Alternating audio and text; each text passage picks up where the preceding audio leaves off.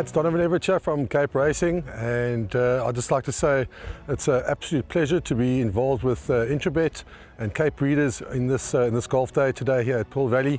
It's fantastic for the industry to see all the relevant stakeholders coming down and having a good time and networking, and it's exactly what the industry needs right now in terms of moving forward and recreating some positivity to take us forward into the next year.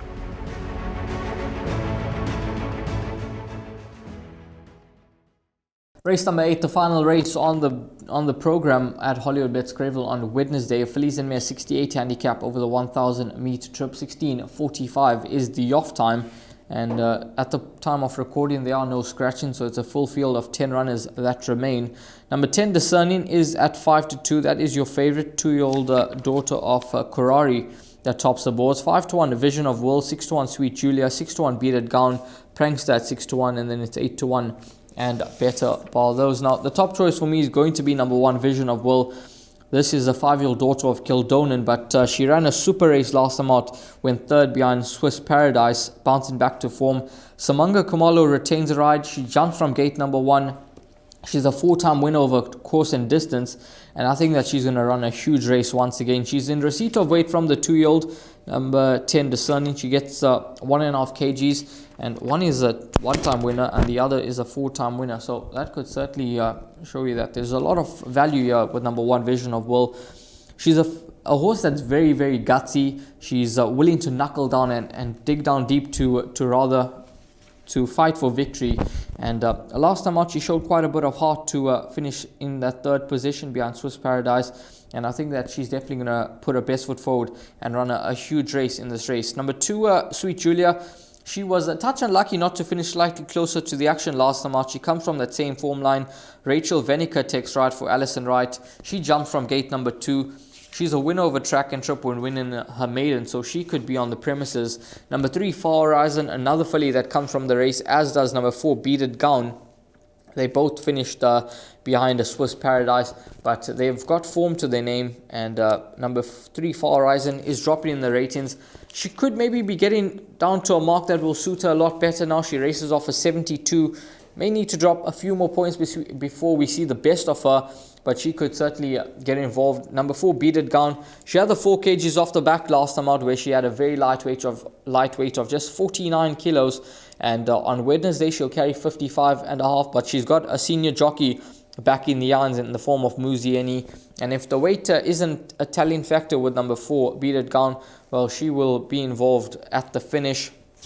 And then number 8, Prankster, another filly that showed quite a bit of speed last time out when beaten behind Swiss Paradise, and she is a horse that on a mark of 64 can find herself being competitive. Number 9, Here and After.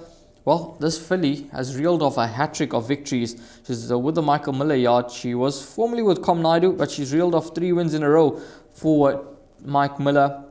Matthew Thackeray takes ride. She's gone up 5 points for her latest success, so she races off a mark of 72. It is a mark that she's been on in the past. She dropped quite nicely in the rating, so 58 before winning those 3 in a row. And let's see if the handicap has her measure. A mare that shows quite a bit of speed out the gates in a race where there seem to be lots of horses that will be looking for that early position. And then number 10, Discerning, who finished 4 lengths behind Dark Winter last time out. And this horse, well, I think that with 61 kgs on the back, it may just be a tough ask for this daughter of Kurari to go and beat these hard-knocking older horses, having to concede weight. So at around 5-2 in the market, I'm not sold on this filly. I think that she's got opposition and she may just be a bit too short in the market. She could end up being a lot better than these horses in time to come, and she could come out and beat them quite convincingly, but I think that granted, she's got to give weight all around. She's only a 1-time winner.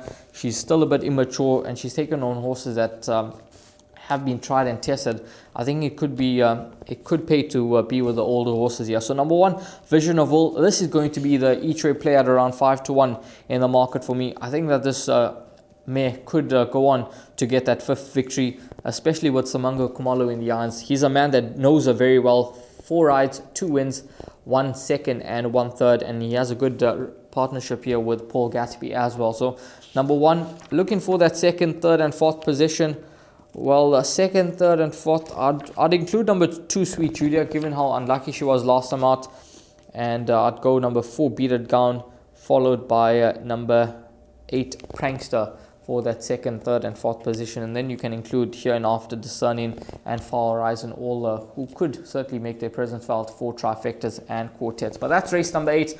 Number 1, Vision of Will, going to be the top choice. Hopefully I've managed to guide you in the right direction for the 8 races on the program out at Hollywoodbets Greyville on the poly track. It looks to be a competitive card, but a card where a bet like the Place Accumulator and the Pick 6 could be worth very, very useful dividends.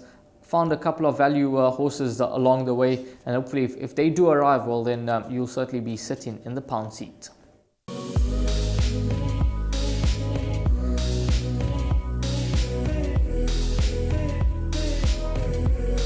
I bet with Interbet only. They're a fantastic site. I've never had any issues with them. They are very professional. There's never a problem. You deposit money, 2 seconds later it's in your account. You withdraw, which I do very occasionally, and I believe it's also 2 seconds it's in your account.